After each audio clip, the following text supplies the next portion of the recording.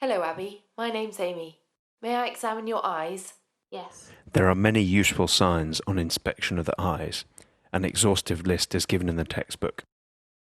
Look at head and eyelid position and consider the parts of the eye in turn. Look for proptosis or forward bulging of the eyeball from above.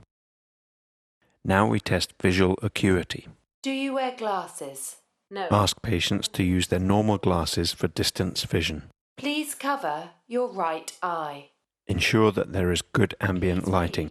Use the chart at its specified distance and ideally fix it so that it doesn't move. Ask the patient to cover one eye with a card and read from the top down until they can no longer distinguish the letters. Please cover your left eye. If the patient cannot read down to the bottom line, ask them to use a pinhole.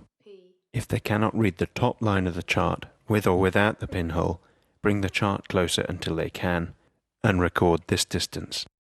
Repeat this process for near vision. Please cover your right eye.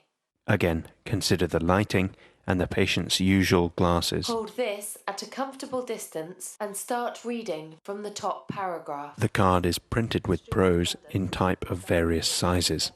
Record the smallest size that can be read accurately. Please cover your left eye and continue reading. And better lighted than those of any metropolis in Europe. Thank you. Next, we test the patient's visual fields. Sit directly facing the patient, about 1 meter away. Please keep your head still and look directly into my eyes.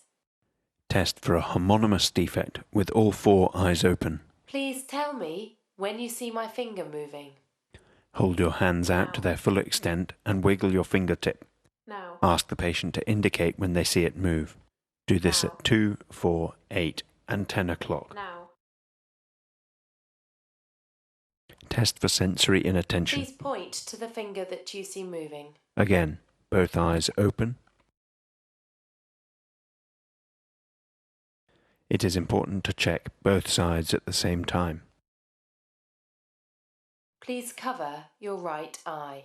Test peripheral visual fields in one eye at a time. Please look directly at my eye. The patient covers one eye and you shut your opposite eye. Please tell me when you see my finger moving. Now.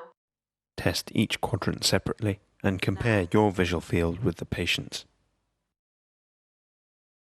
Now. You need to be seated close together so that you can hold your finger in an equivalent position for both your and the patient's eye. Please cover your left eye. Please look directly at my eye and tell me when Start with your finger in the periphery, out of view, and wiggle the tip. Bring your wiggling finger along the diagonal towards the center of vision. The patient should indicate as soon as they see it moving. Now. Now. Now. Next, we test the central visual field using a red hat pin. Please cover your right eye. And you close your left. What colour is the hat pin? Red. Testing for color desaturation. Please keep your head still and look directly at my eye. Please tell me when the pin disappears.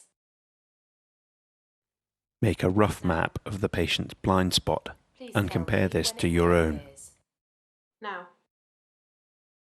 Can you see it here Yes. and here? Compare perception of the hat pin in the 4 quadrants of the visual field centrally. Yes. Ask specifically about color desaturation. Next, we examine the eye movements. Ask them to look at your finger, held about an arm's length in front of them. Please keep your head still and look at my finger. Please follow my finger and tell me if you see double at any time. Move your finger to each side and up and down, tracing an H. You're looking to detect a divergence of the gaze, which you will see, or double vision, which the patient may report. You may also detect abnormal patterns of movement, such as nystagmus, or loss of smooth pursuit. Examine the pupils for shape and symmetry. Please look straight ahead. Take account of the ambient lighting.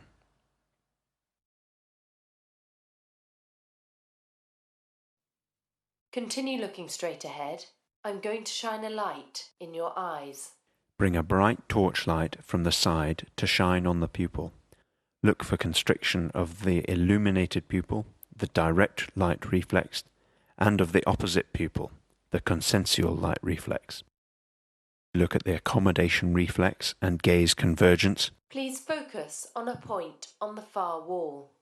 Present an object at about 15 centimeters. Now look at the tip of this pen. You should see the eyes converge and the pupils constrict as the eye accommodates. We use an ophthalmoscope to look at the retina and optic nerve head. Have a look at the back of your eye. Start with the patient's right eye, holding the ophthalmoscope in your right hand and using your right eye. Select lens number 10 clockwise from 0.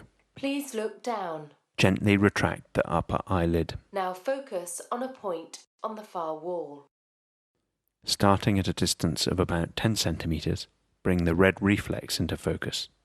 Any opacity will appear black. In this way, the cornea, iris, and lens can be visualized.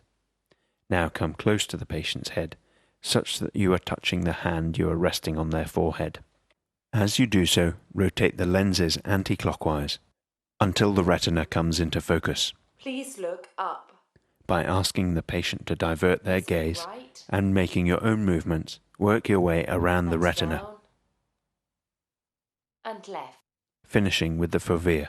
Please look directly at the light. Thank you.